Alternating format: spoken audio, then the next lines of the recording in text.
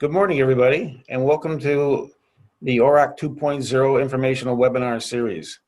My name is Mike Verge, and I'm the Managing Director here at ORAC. I'm also joined by Amy Carpenter and Jessica Shaver from the ORAC office to help with technical issues and moderating questions. Before we jump into the webinar, I'd like to do a quick Zoom tutorial. I know that most of you are probably experts at using Zoom nowadays, but we will quickly touch on a couple of points that are relevant to the webinar for those who are not so familiar with the platform. Ensure that you are logged onto the Zoom webinar on either a computer, a smartphone, or a tablet so that you can access all the features of the webinar. All attendees in this webinar have been muted to provide the best experience for both the presenters and the viewers. If you have any questions during the webinar, please enter them in the Q&A box. Your questions will be answered either directly or in the Q&A box or verbally by the presenter at the end of the presentation. Today's presentation is the sixth in our series of webinars, and today's guest speaker and sponsor is Jerry Salucci from Yorkland Controls, along with Rick Rolston from BuiltSpace. At this time, I'd like to turn the screen over to Jerry Salucci. Take it away, Jerry.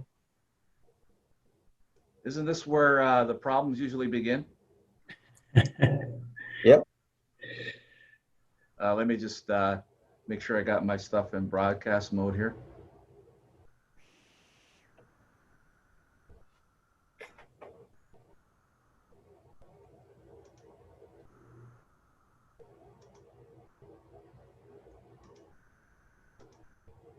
Can you see that, the main heading there, guys? Yes.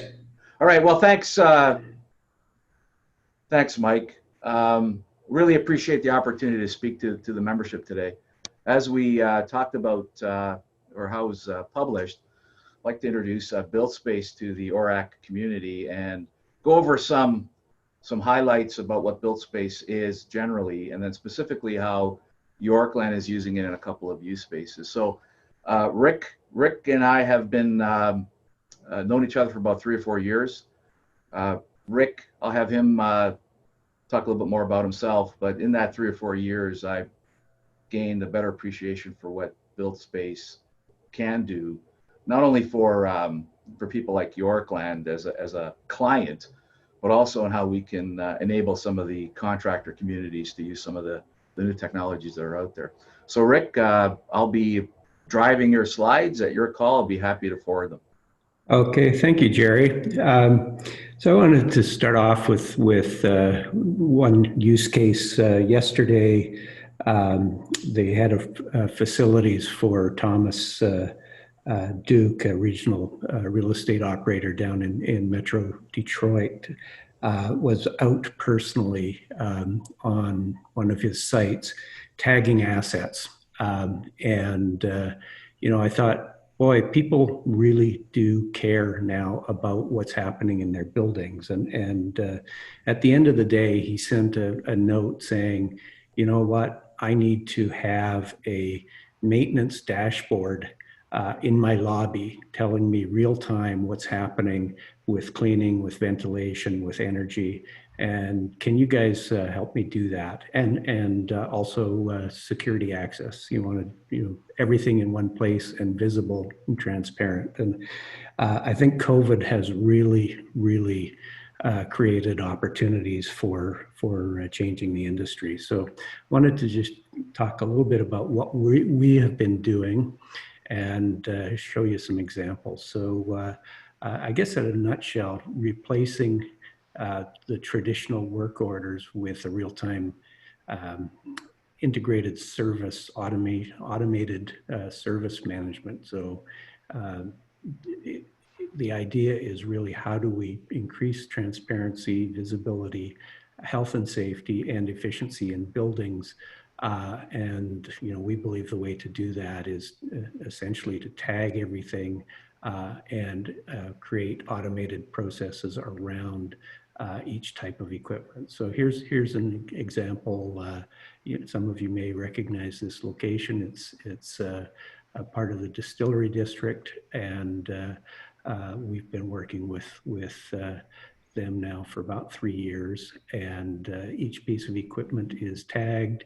And as the technician comes in, they have visibility to what's happened in the past. In this case, we can see this piece was last inspected on the end of May by Matt, and we see visibility to what Matt does in the space as well. Next slide, Jerry. Here's a couple of screenshots of what we call smart processes now, because the magic blue box that is on the device is something that gives the technician the information they need before they go to the site and while they're on site to do their work more quickly. And we've designed our application to really give good quality standardized information about what happens while the technician's in front of the equipment. You'll notice the little QR code on the side of that piece of equipment.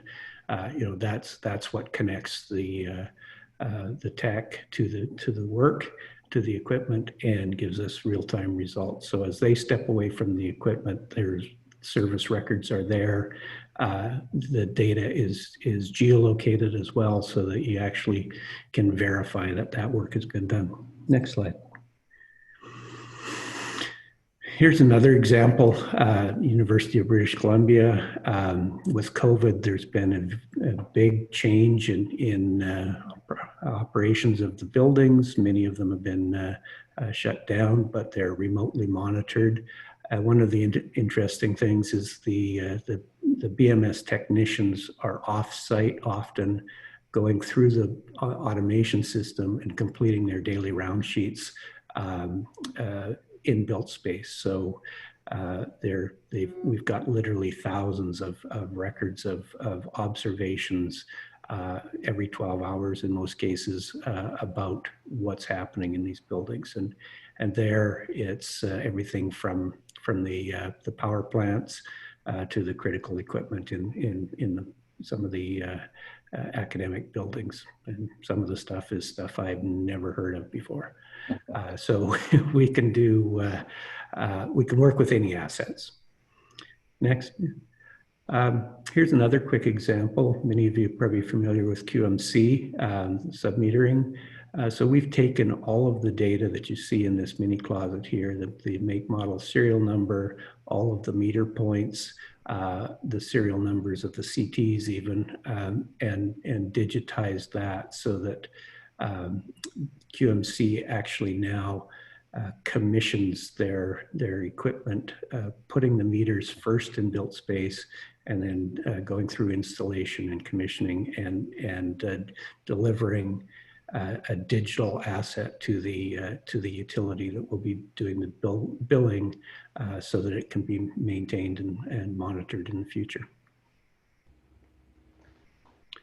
And another example, like Thomas Duke, Bentall Green Oak is rolling out BuiltSpace for cleaning and sanitization first, so that they can demonstrate proactively that their cleaning staff have been in the building, completed their specified cleaning, and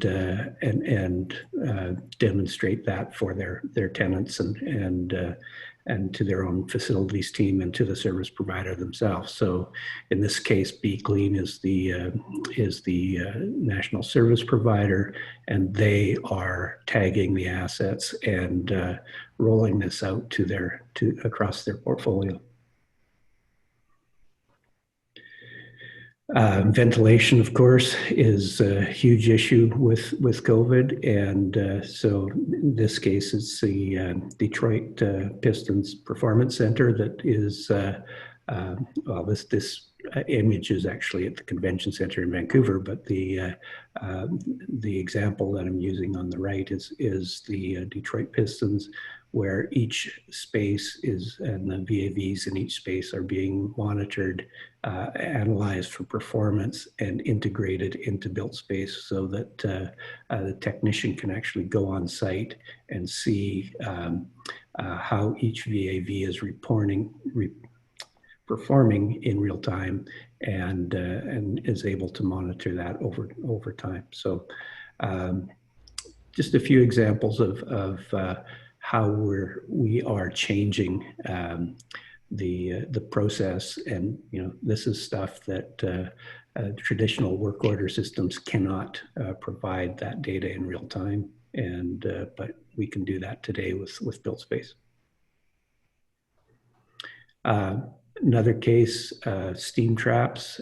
We have utilities, underground utilities, in building steam traps, and they're a huge issue.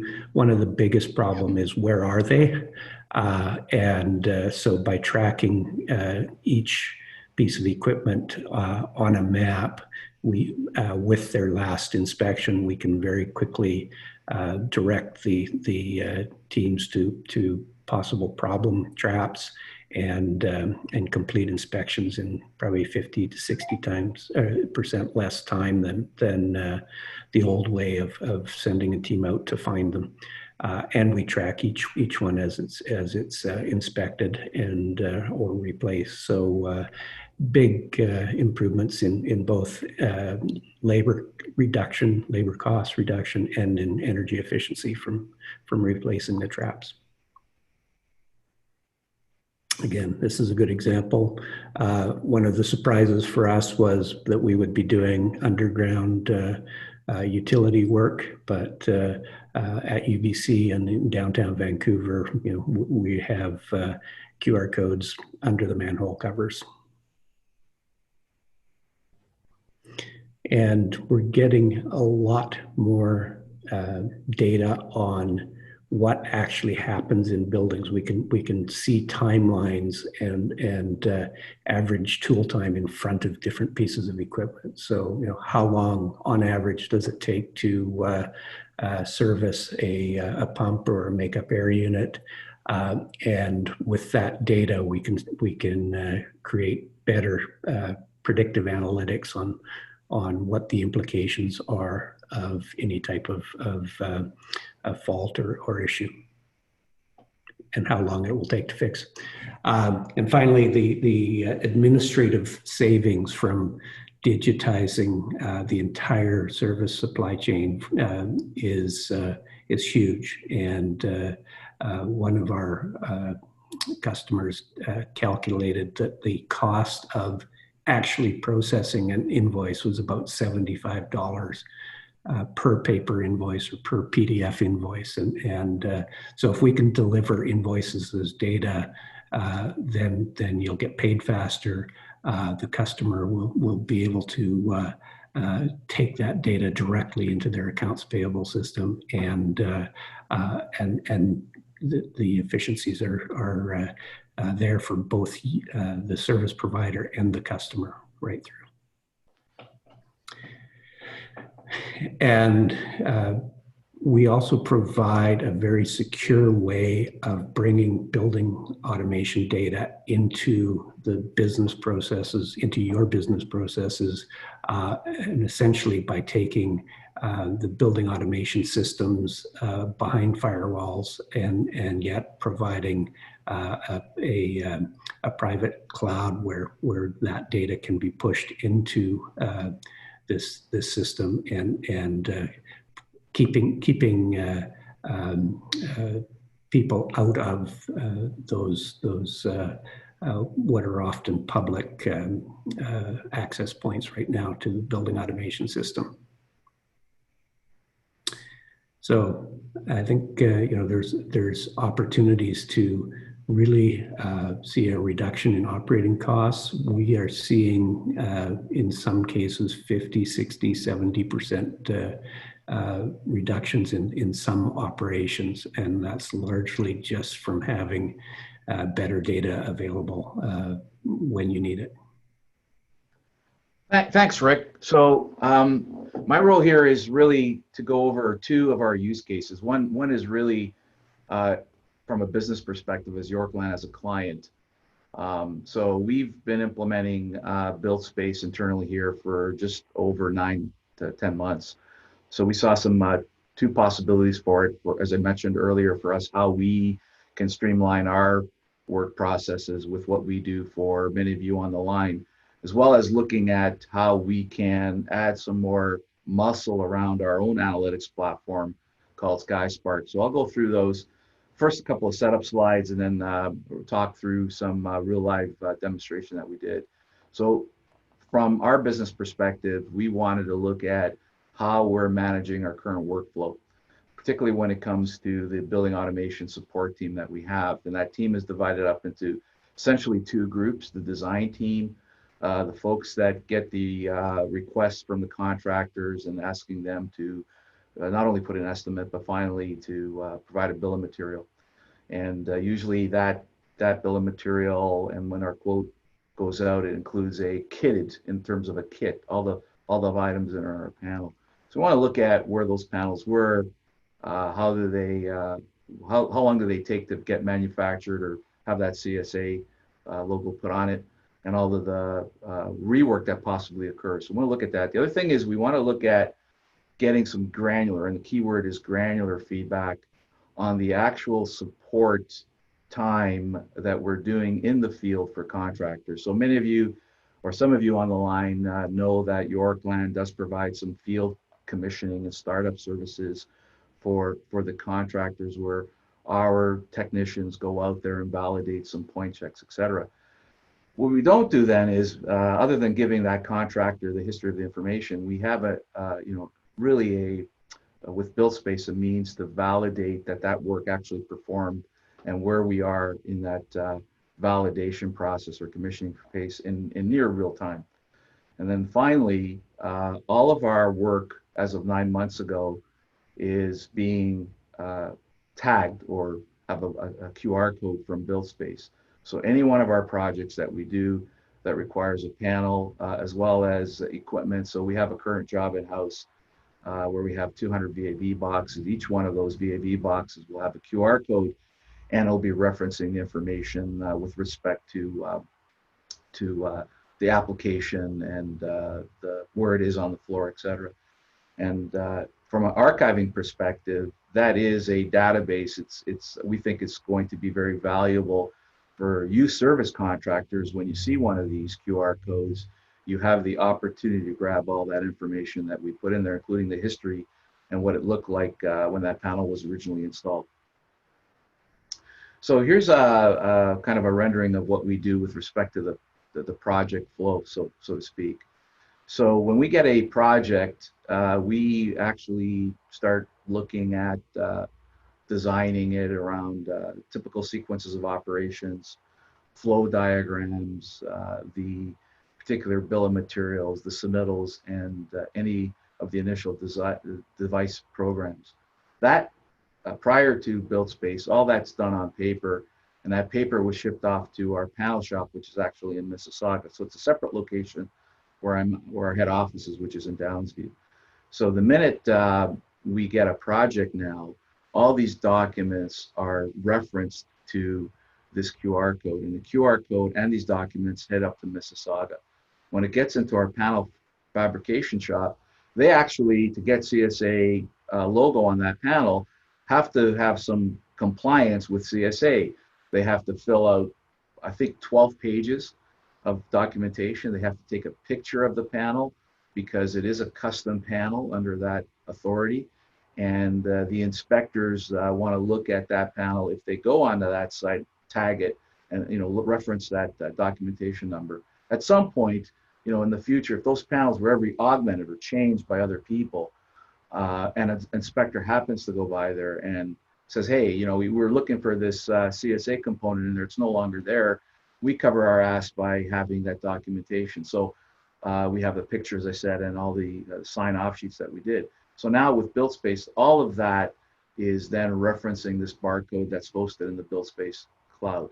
What was really important for us is 50% of our work does require us to provide backup commissioning services, principally in Ontario, where we would, with the help of the contractor or on our own, depends on the scope of the project, we would do what we call point-to-point checkouts. That would be the sensors, the actuators, all of those field devices that go back into the panel or into the controller.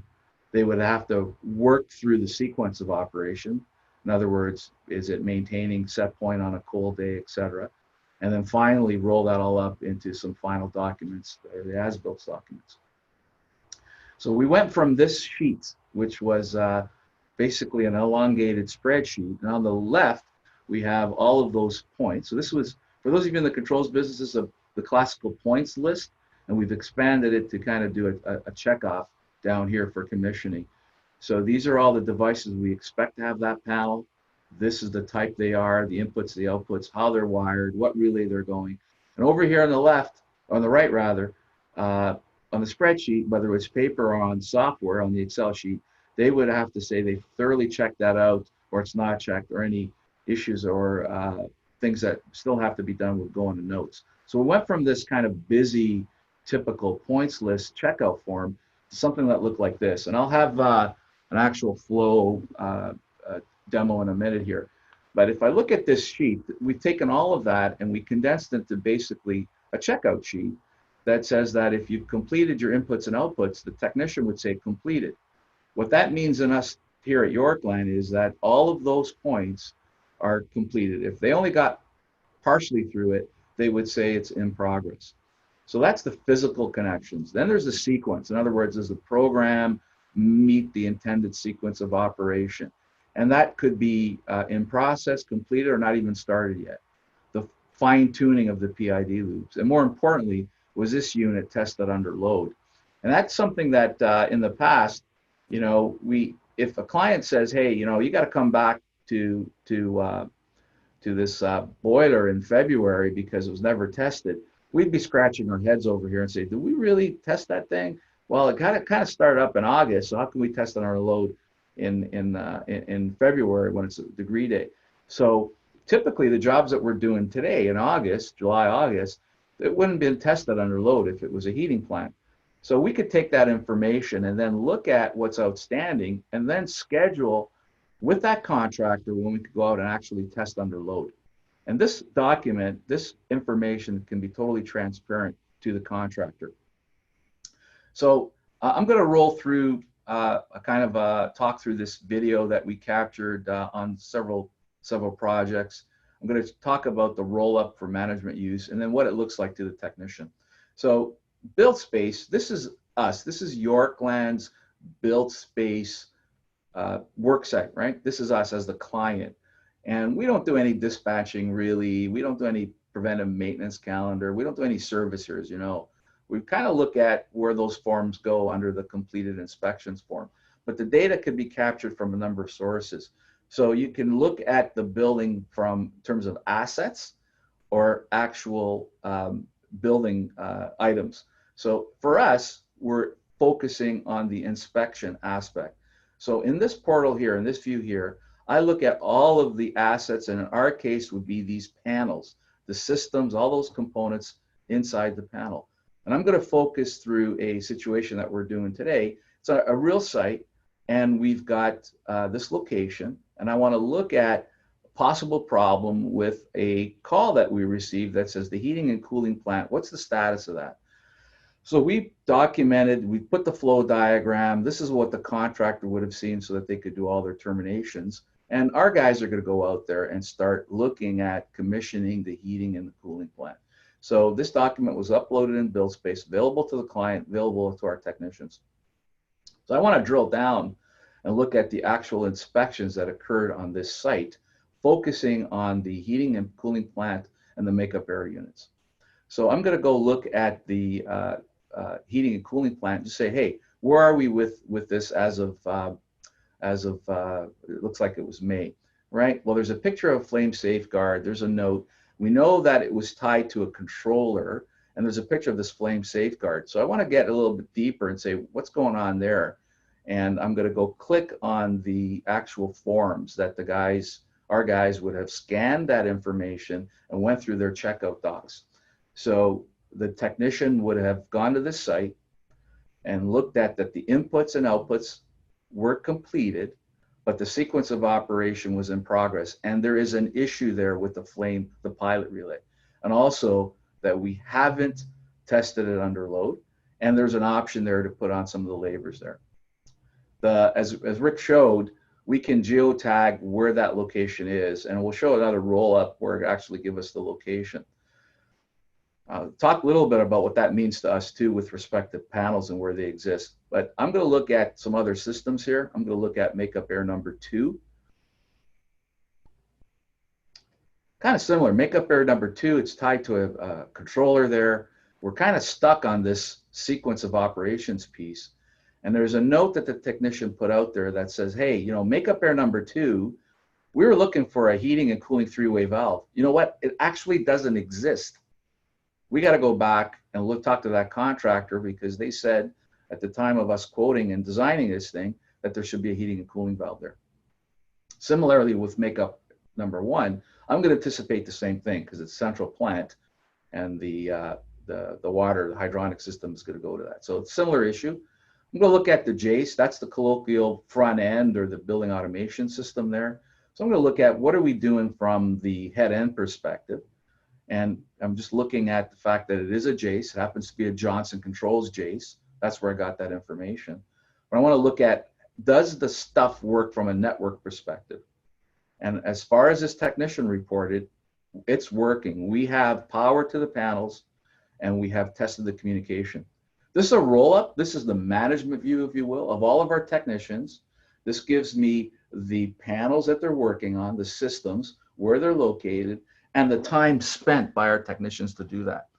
So again, from a management perspective, I could quickly look at that information that's being pulled from BuiltSpace and zero down on that particular site. This again, the site's there, and the amount of hours that were reported, and Javier, the technician's doing a lot of the work there with BuiltSpace. Also look at from again a geotagging if it's important for a new technician to go out where these panels are. I'll tell you that, you know, when a panel leaves the panel shop, we have a lot of dots around Toronto, our office, that the panel shop still a lot of panels still in our warehouse waiting to be picked up. This is kind of an in-process view. It is still kind of work in progress, where we can take the phases of a job, whether it's field all the way to commissioning. So I'm looking at Javier. I want to zero down on him. He's got the most items. I'm looking at from a workflow management, loading our labor. You know, Javier's got a lot on the go. He's actually doing 12 systems, and 2 of them are complete. So our management team can look at it. Maybe Javier shouldn't take the next job. We ought to maybe give it to Nash. So just moving on here. This is what it looks like with respect to oh, sorry. This is what I wanted to do. This is what the technician does on site. So this is his mobile app. We're not referencing that past job. This is a real site that was just recently completed. The technician would go to site, scan, and he's about to go enter the building. And because of COVID, we had a number of safety checkout sheets, but we added the COVID health check. And some of that we need to report back to the building owner or the facilities owner. So each one of our technicians, when they go in, currently have to fill out a COVID safety checkout with all those questions that I'm sure by now are familiar to you folks. Have you been away, you got a headache, etc. And this is just one of the safety checks that they perform, but this is prior for them to go in. It could be just outside the door, for example. Okay, the technician is now going to move into the building, and he's going to look specifically at this location, and he's going to pick the asset, which happens to be a heat pump. It's a heat pump panel literally across the street from Yorkland. And if you know where we are, it's the old Lada building. So he's going to start his visit, okay? He's going to scan, and now he's going to go into that, panel, and he's going to go through those inputs and outputs checkout form, all done mobile or his tablet. So in this case, it was his phone. So anything that he does can be put in there. We have an opportunity there, as you can see, to enter notes and take pictures. On the previous demo, you saw that technician took a picture of that flame safeguard with the error right on it that could be used for the contractor to perform some other duties. So you can enter hours there, the time spent. We're not really sure how to use that right now. My feeling is that we look at the anticipated hours to complete the work. So we're not quite sure, as I said earlier, how to use that right now. For a contract, it could actually be the hours that were spent on the time and that could be put into their own systems. The information could be sent by ad hoc email to the client or anybody else in the organization. Okay, so let this roll through. So that was a kind of an example of how we're using it, how our technicians are using it in the field. The other aspect of BuiltSpace that we found very intriguing is to add some muscle around our SkySpark Analytic offering when it comes to mechanical equipment analytics. So one of the issues with analytics, with any analytics, I don't care what platform you're using, is that it could present the issues and the faults in real time, but then somebody has to go fix it. How long do they spend to fix it? What do they look for when they're on site? Do they have the right tools? Do they have the right skill set? And that's difficult to do without having a kind of something like BuiltSpace, so that it automatically brings those issues back into an environment like BuiltSpace. So we we've worked on integration with taking these faults that occur in the SkySpark environment, these little candlesticks, and the particular faults there, and roll them up into a work order management system. So in this case, we're going to be using a site in Carytown, and I am acting in this demo as the facilities manager. I am the facilities manager, and I want to drill down and look at Carytown, an actual site. And when they go to the rooftop, for example, which will be the focus of this demo, when I'm into the rooftop, I'm going to drill down and look at, okay, number one, are there any parts on this thing? And what were some of the original components that the contractor may have tagged? So there's no parts in there. There haven't been any repair stuff going on here. But each one of the assets, right down to the sensor, is in BuiltSpace, right? That could be sucked up right from SkySpark. And in this case, we're going to drill down to this discharge air sensor. And there's a picture of this discharge air sensor, the make, model, serial number. And there I could add other attachments. In this case, the only attachment is the picture. But similar to the last demo, it could actually be the PDF or the cut sheet of that sensor. Okay. So I'm going to move on, and I'm going to look at, again, from the facilities perspective, the service records relative to that site. So right now I could search any open order or closed order, but I'm going to do the search selection and look for Carytown. These are kind of the open tickets, so to speak, that are coming in from SkySpark relative to that rooftop unit. Okay, they're pushed into. And those issues are actually duplicated, right, automatically into BuiltSpace from SkySpark. All right, now the facility manager says, I've got these sparks going on rooftop number 1 in Carytown. I've got to get my favorite control guy or my favorite mechanical guy to go in there. So right now I'm looking at all of the service tickets that are open or closed with respect to that site, but I want to open a new one. So I'm going to go to Carytown, and I'm going to look at the tasks. These are pre-populated by SkySpark, right? And I'm going to pick on a task, in other words, an issue. And the facility manager is going to say, hey, this is an HVAC service issue. There's an internal service ticket that occurs. And then I'm going to fill in the hours, et cetera. This is the documentation coming from SkySpark that talks about what to look for when you're on site. Okay, check out the fan belt, test this, test that. And in this case, the facility manager is saying, hey, I got this thing, I'm working on this thing at 1 o'clock. So he's going to put in 1 o'clock here as the time that he's issuing the service ticket. And he's going to assign it to, in this case, myself, right? I'm going to be a Johnny on the spot, so to speak, or Jerry on the spot. It's going to be assigned to Jerry. And from my view, I'm going to start my day and look at my schedule. And there I see, hey, I've got an issue at Carytown, and the job category, all the details, all the history of the open tickets or closed tickets would appear on his mobile device. So there's some guidance there from SkySpark through BuiltSpace that guides the service tech to what to look for. So similar to the control checklist, this was an equipment checklist from a service contractor relative to a rooftop. All the regular rooftop checkout list would have to go through. as well as look at specifically fixing this thing, why the fan failed. Okay, again, all pre-populated from the analytics thing. There's no guessing involved. So while I'm on site, I'm going to look at this rooftop checkout list. So I'm at the rooftop. I'm going to say, yeah, it's passed on the leak detection system. I'm going to go through the sight glass. That looks all good. I'm not really there to do this stuff, but I'm here. I'm going to look at it. I'm here to figure out why that fan failed.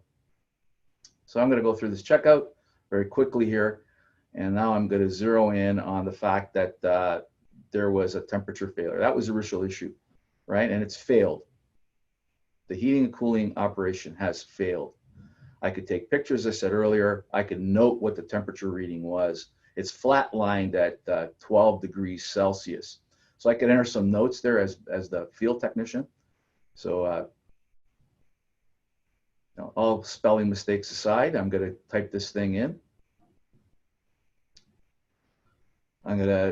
Power looks good. Set points, I can't tell right now, so it's going to be a failure. And now I'm going to go look at potentially estimating the hours that it may take me to fix this or what I spent on site.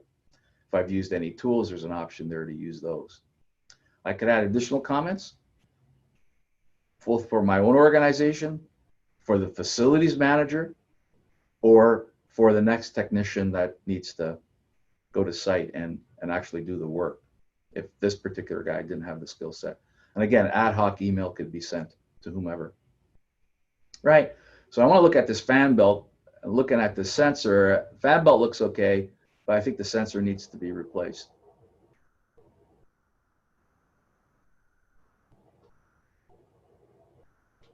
All right, back at the ranch from the facilities perspective.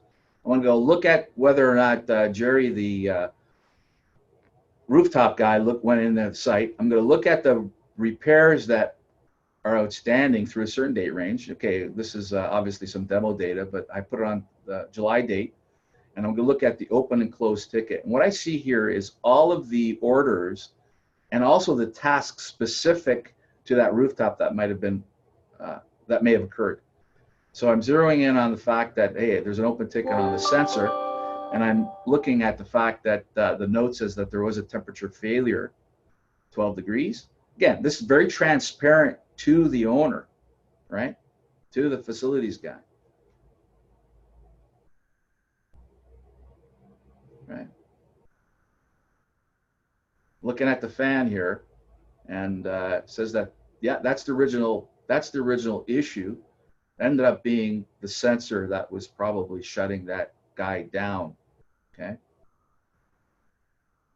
Shutting the rooftop down. Okay, some notes there that he checked the resistance and it's still failure. Now he's got to go fix it up. So great reporting, great visibility for the owner.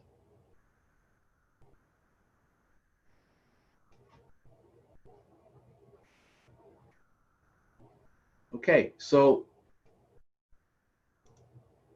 that kind of sums it up for the show and tell. Obviously, we're open for any questions that may have come in. Rick is the CEO of BuiltSpace, so he knows that product in and out with a great support system. Of course, we're here to help you with any additional information or specific requirements that maybe you think where BuiltSpace could satisfy you or your clients.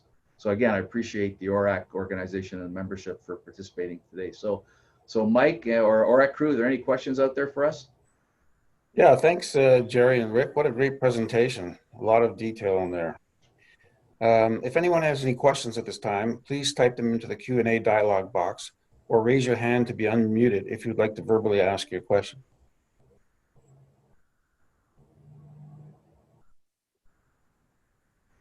Just wait a couple minutes and see if anyone wants to type anything in or raise their hand to be unmuted. No questions on price, eh?